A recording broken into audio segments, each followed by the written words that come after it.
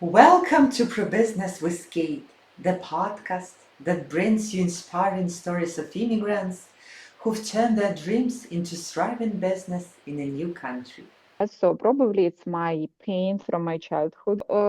When I was 40, actually, I changed my career again in Canada, new country. It wasn't easy just because my language, my English, not very good. Still, like you see, I speak like uh, kindergarten. But even if you graduate from university in fine art, it doesn't mean anything.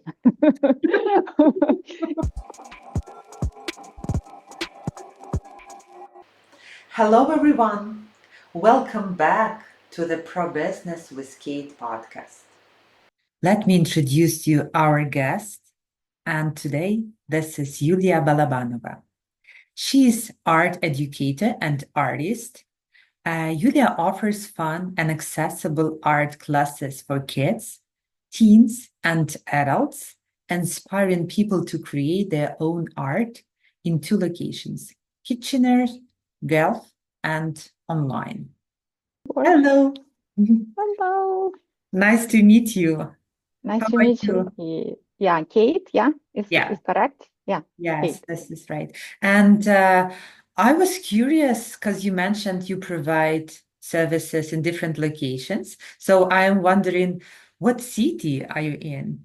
I live in Guelph, Mhm. and when we moved, immigrated to Canada, we immigrated to Guelph. It's Ontario. It's not far from Toronto. Still love it, and I don't want to move. Okay. And I imagine that happened like years ago because you feel like you already settled down. Yeah, yeah. So we moved in 2011. So it's Great already time. 13 years. Yeah. Uh-huh. Could move actually even like to South, but Canada doesn't have South. Yeah. So yeah, that's why I prefer to travel to Ottawa. I do it like every year for sure. I love Montreal. I love Quebec City in summertime or like spring, fall time. So, and you know what? Just because kind of like Vancouver or British Columbia doesn't work for me too. So just because that they have a lot of rain and gray weather and very like expensive, more expensive than we came and then we immigrated. Our town, Guelph, is getting bigger and bigger. Like traffic jam and something like that. Yeah. Yeah. Yeah, I don't say anything about that. Just winter. It was winter before, and right now it's winter too. So, Yeah, I hear mhm. you. Yeah. Can you say that you are Canadian? Yeah, it's my home. Yeah, like after. So actually, it was my dream. When I was probably 20 something, immigrated to Canada just because I like studied, no, learned or read a book about that, about some immigration process. And for me, Canada sounded a nice choice. And a few years later, maybe 10, maybe 12, something like that, we moved to Canada. It wasn't easy anyway. Yes, so if even if you want to move, it's not easy. Yeah, relocation requires courage, money, energy, and Yeah. lots of efforts. Starting something from scratch is always uh, kind of a challenge, right? Especially if you don't have anyone who supports you at the beginning. Like if you don't have family who are already there, if you don't have friends, if you have to research every single piece of document you have to have, like how to get health card, how to get SIN, how to buy a car, how to find a bookkeeper, to understand the law, like so many things. Yeah, so I imagine relocation is it's not for weak, I would say. Yeah, so for us it was like a pretty good experience actually. And probably because it was not our first moving. So with my husband, we are originally from Kyrgyzstan, Bishkek, and we moved to Russia. And like moved one city, then another city. So like a lot of movements, and then immigrated to Canada. And actually, just because of moving experience, and we, we didn't have anything to lose. So, it's kind of new, a little bit hard, yes. So just because of a new environment, new language, and all the stuff. But we didn't want to go back. And it's like from the first day, it was our home. You fell in love with Canada. Yeah, so like that. When I moved to Guelph, I felt so quiet, so nice. I returned to my childhood, something like that. Yeah, so feelings like that. And Great Lakes, I love Great Lakes. So that's why I don't want to move Ottawa or Montreal or somewhere just because so I just 1 or 2 hours to drive and I on the beach. Yeah, I hear you. Ready to land your dream job? Let's talk about the ultimate game changer. Professional resume writing. This isn't just any service. We're talking top-notch quality that won't break the bank. Just $45. Imagine having a resume that stands out, showcasing your skills and experiences in the best light possible. You know that feeling when you hit send on an application and just hope for the best? With a professionally crafted resume, you can ditch that anxiety. It's all about making a lasting impression, and our team knows exactly how to do that. Trust me, the difference is like night and day. Your achievements deserve to shine, and we're here to make that happen. So, why wait? Contact us today. So, how did you first get interested in art? And what inspired you to pursue it as a career? Yeah, it's a good question just because it's a very long way. It's a long story. Not long story, but a long way. I started to dedicate to this like art, yeah, so only in Canada too. And yeah, so it has been with me from my childhood. So I love to draw and to paint and to make something with my hands. Especially, like needlecraft, sewing, crochet, knitting, embroidery. I love it too. But at the same time, in my childhood, I loved math and science, and that's why I graduated from university as a software engineer. And we were with my husband in university. So he is true software engineer. Not me. So I realized, no, not for me. I love math. I still love math and science, but it's not for me. And that's why I changed my career and got additional education and finished design school in St. Petersburg and worked as an interior designer first there in Russia, back in Russia. But in Canada, so it was no, it's kind of different situation. Yeah. So if I want to do to work as an interior design again, so I had to come back to school. Yeah. So to university or college. But no, so I didn't have and time and energy and money for that just because I have 3 kids.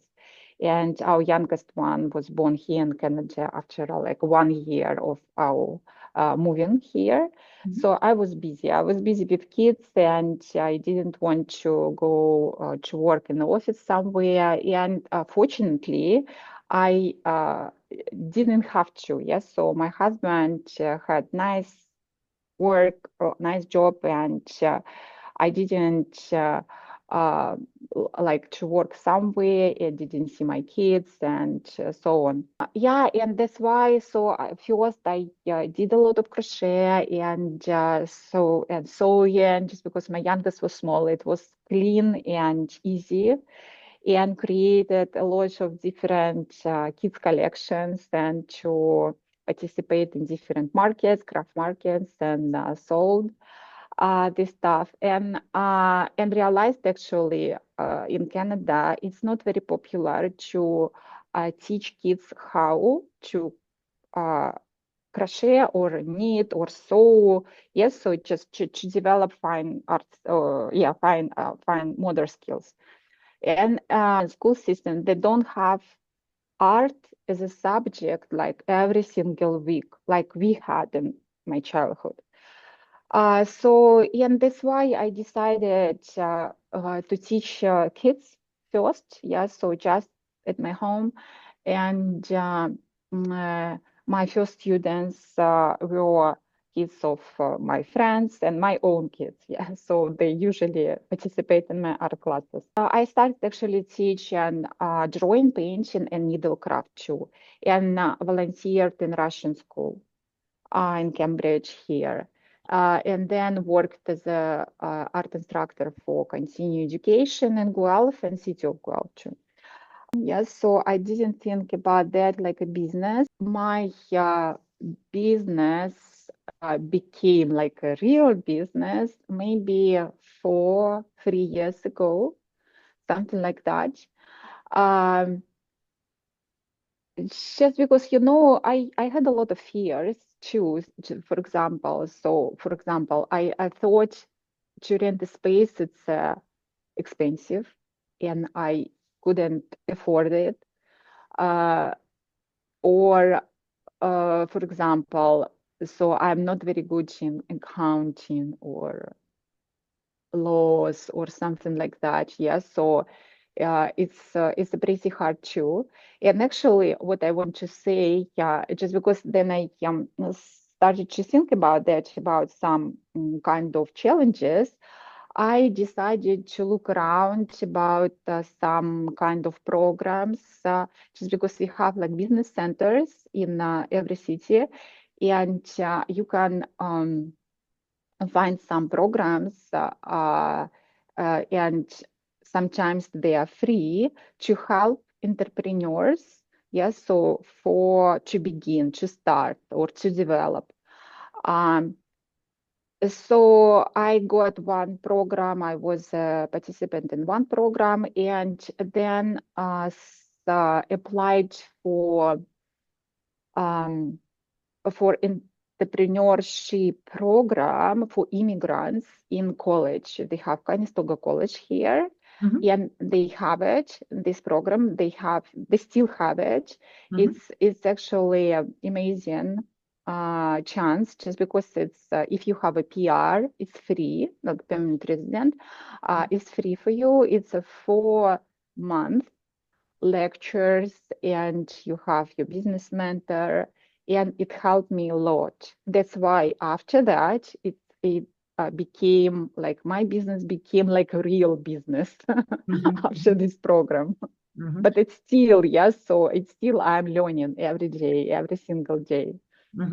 So did they help you to write a business plan? Did they help you with marketing tools, like social media concepts? What kind of courses or streams did they offer at the time that were helpful for you? Then after that you realized, oh my goodness, I am skilled in that, so I can start my business journey. Yeah, usually any program actually in business center or in college, they require to work on your business plan, and they teach you how to do that. And usually they invite different kind of specialists in social media, or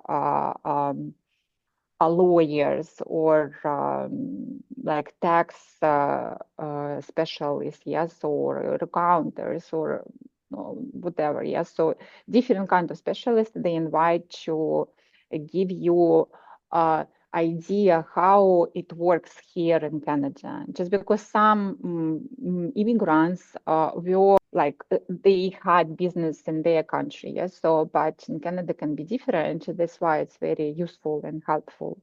Yeah. And even last year, I got a grant actually from Business Center too, just because I finished the program. And yeah, This is nice to know.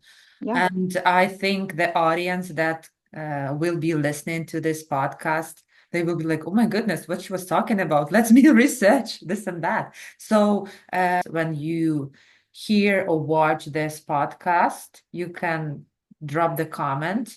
And Julia, if she sees that, then she might help you, or you can go directly to her website or page on social media, and I think she will be happy to share the knowledge and experience with such a program. Just because many people just don't know about that, but it's a great help for us. Yeah. You mentioned that your classes are primarily for kids, teens, and adults. And how do you keep them engaged and make it fun for each age group? Because they're all different, and something that might work for a 5-year-old might not work for 60 plus, let's say. Yeah, sure. But you know what? So even, yeah, we started to open. So we have groups for 3, 5 years old kids, 6, 8, 9, 11, 12 plus, and then all the teens and adults and seniors too, of course. I used to teach actually seniors for the city of Guelph. They love it. So actually, you know what? If you design a lesson plan logically, yeah, so probably my love to math and science helped me. And my university too. Like, so create algorithm, you know, it's easy. It doesn't matter what age. So you just simplify for small kids and give and every time give them a small challenge. Yeah, so just because it should be something what they learn and new skill, yeah, so new knowledge. And I love actually to include something from science to from geometry or something like that, just because art is actually kind of science.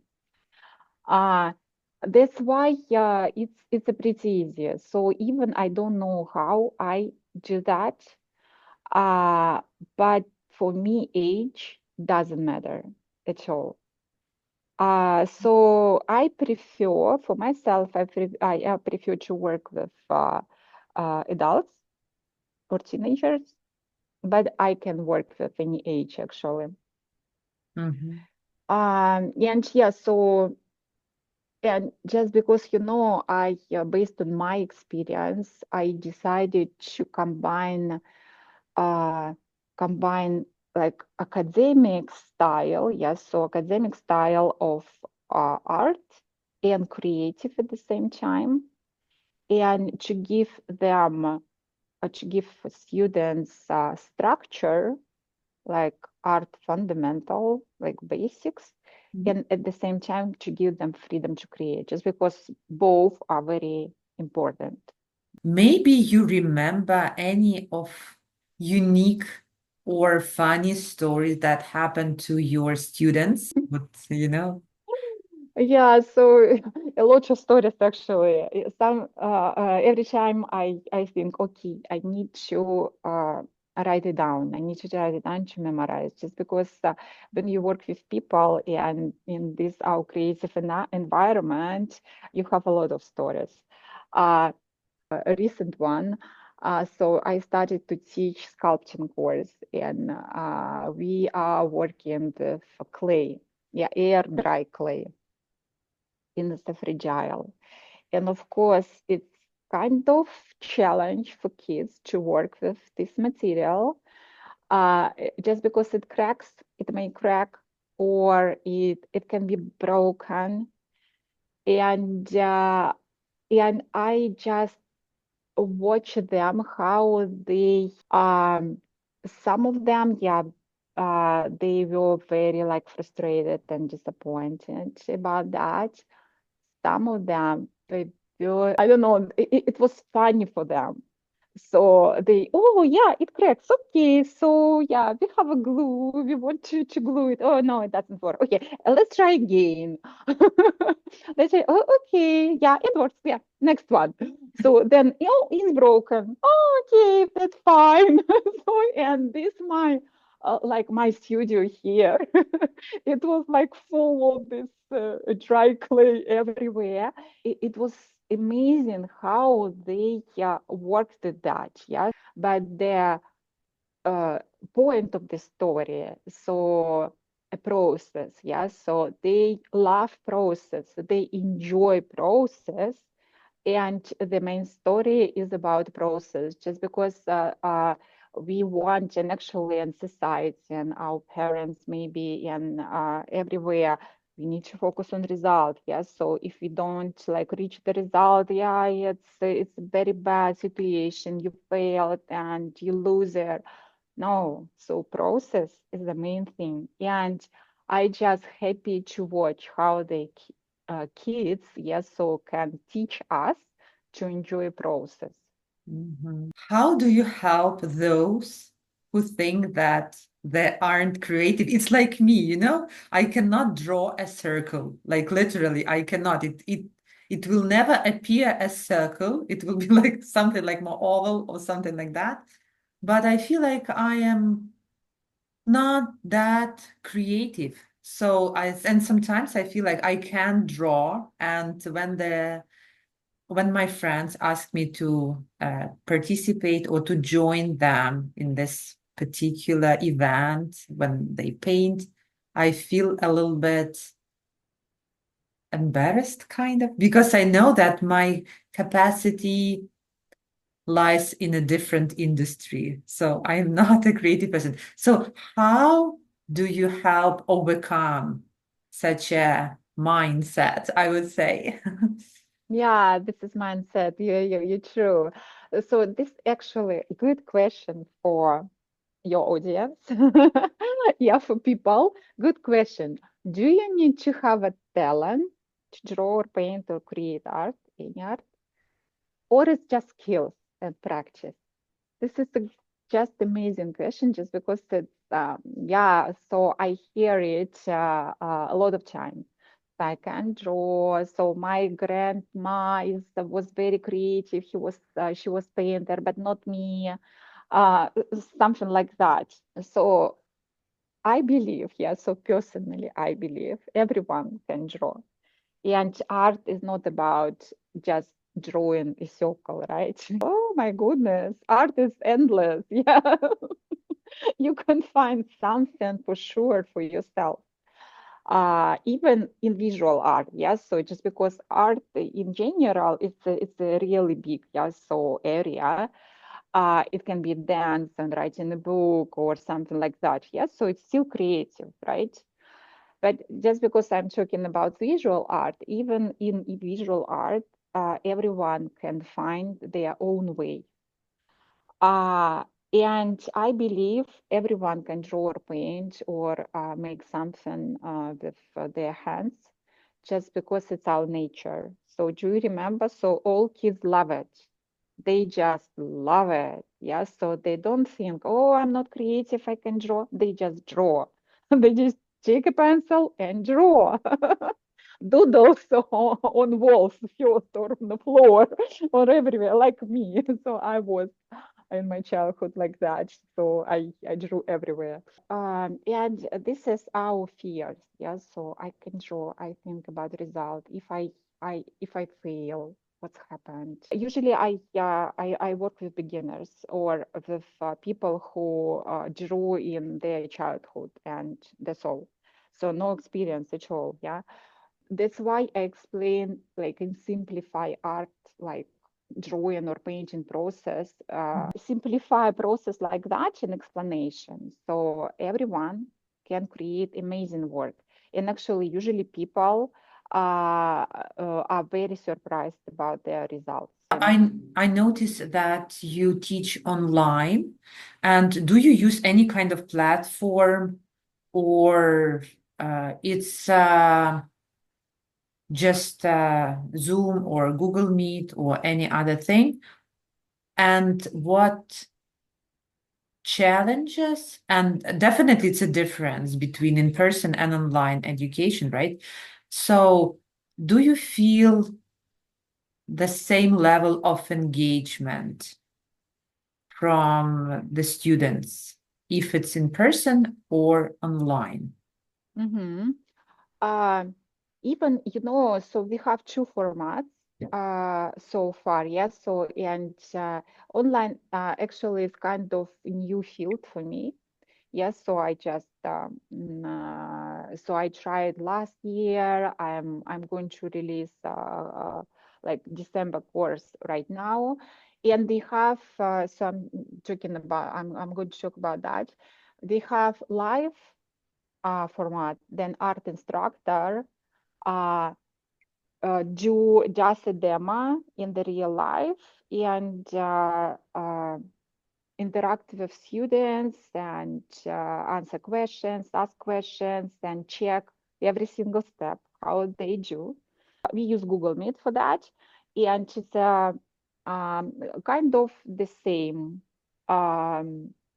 process like we have in a classroom. So in December, I'm going to release a short, like free video lessons, like short course about winter holidays for all ages actually, and you can join just because Yeah, you I can will put start that to draw. information. Yeah, I will put that information in the video. So Yeah, you you can start. You can learn how to draw a circle if you want. Yeah, so you can learn. It's easy. So it's a little bit different format. So I'm going to release pre-recorded video lessons, but after that, just because you know when it's pre-recorded, it's high quality usually, and you can explain every single thing, yeah. And I'm going to include worksheets and detailed instructions and sketches, yeah. So just to simplify the work, and videos will be very they are going to be short and structured, yes. So because if you see a video of like for 1 hour, it's maybe it's hard, yeah. So even to start, and I'm going to do live calls with students to give them this feeling of the classroom, to answer their questions. They are going to share their work if they want, and it's going to be after every lesson, and they have private group for that too. So to ask questions, to share works, and so on. And based on my experience, I did it last year actually with Russian-speaking audience and with adults, and it's really nice course, and I'm going to do it again. So even students get even more than in a classroom, just because we have like weekly based classes, yes, so in person, it's not enough. But if you have between lessons, you have opportunity to ask questions, to have live calls, and like every single day, so it gives you a big progress actually. So you can like draw together with your friends, with your families, with your whole household. And so my question is, if a person doesn't follow the steps and make mistake, so how do you see that through the screen, right? How do you ask them to show at some point the work, or do you ask them to tell how they feel? How do they have a feedback, if any? If it's a live class like we do, yes, so with kids, so they can ask questions, yes. So we usually check every like step. So we are going to draw like this one, yeah, to do a demo, and then ask them to share their steps. If it's a December program, yes, so when we have pre-recorded video lessons, so they can take a photo, share in a private group, and ask a question. So what about this step? So it's right or not right? But you know what? Mistakes? I'm not sure about this word at all in art. If you do like draft for architecture or something like that, it can be a mistake. Yeah, so you need to check it, check it, check it. If you create your illustration, your own illustration, no mistakes. Yeah, that is encouraging. Yeah, so I know that you had a professional background before you started, before you converted your hobby into business, right? So what kind of advice would you give to those who wants to turn their hobby, this creative hobby kind of, into a business if they don't have professional education, if it's possible? Or you definitely have to go to school, and once you have academic background, only after you can do it on a professional level and start it as a business. I wouldn't say that I have professional education. So yes, I finished design school, but it's design, yes. So it's not like fine art. But we did a lot of, yeah, so drawing and painting, and I attended a lot of art studios too in my adult ages, yeah. So if you are passionate about that, just do it, yeah. So do it, practice every single day. So if you want to learn how to draw, you need to draw like 50, let's say, drawings per day, yeah, and draw. And if you want to like transform your hobby into your business, it's a different story, right? So sometimes we don't need it. Sometimes we just want to have a hobby for our enjoyment. So if you feel so okay, I can share my skills like me, and I love people. So like it's my business is my passion between like both, yeah. So art and people, be creative and people, and I want to share my skills with people. If you have this passion to share with people, it can be a business, yes, but it's a lot of learning too. Okay. And what are your dreams and plans for the future? Now we know a little bit about December upcoming events. And how do you see yourself and your ideas, your classes developed in the future? I have a big vision actually about that. So I would like to have kind of, even not school, I would like to have a center, art and education center, in person. And I hope one day I can have even like territory and complex for that.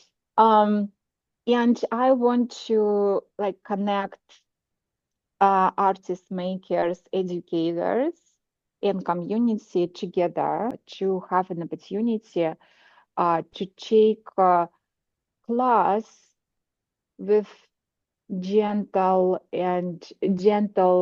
teaching method, you know, without pressure, based on interest and love, something like that. Yeah. So just to come in a comfortable place and to get some very like relaxing experience and focus on what they love, yeah, or what they want to discover, yeah. So discover for themselves, just to try, right? Just because especially adults, they have a fear to try, yeah, even, or have a busy schedule or something like that. Okay. Yeah, thank you so much, Yulia. for So your welcome. time, for being here, sharing your story, sharing your experience. I believe that from this small episode, many would have the insights probably and some kind of motivation to start drawing at least. And if they can convert it into business, then it would be like even better. And I wish your company and yourself like prosperity. May all your dream come true. And I believe that the mission to make it this world better, more creative, more easier and happier, because I believe art brings happiness and out of the box thinking. And all the best to you. And may everything go the way that you want it to go. Thank you. Thank you. Yes, so thank you very much for these words. It was very nice to chat with you and just to share my passion with people. And actually, I have a second question for your audience. What do you feel at the end? Do you want to try? Do you want to try online or in person? Yeah, so I would like to just to read this answer since it would be really nice. Thank you. Yeah, so guys, if you watch this video, please comment and just to understand how you feel. How many of us are in online world, or maybe majority is still old school and they want to come to classes in person and be taught in environment where everybody's sitting nearby, have small talks, coffee, tea, cup of water, and so on. And yeah, thank you again and all the best.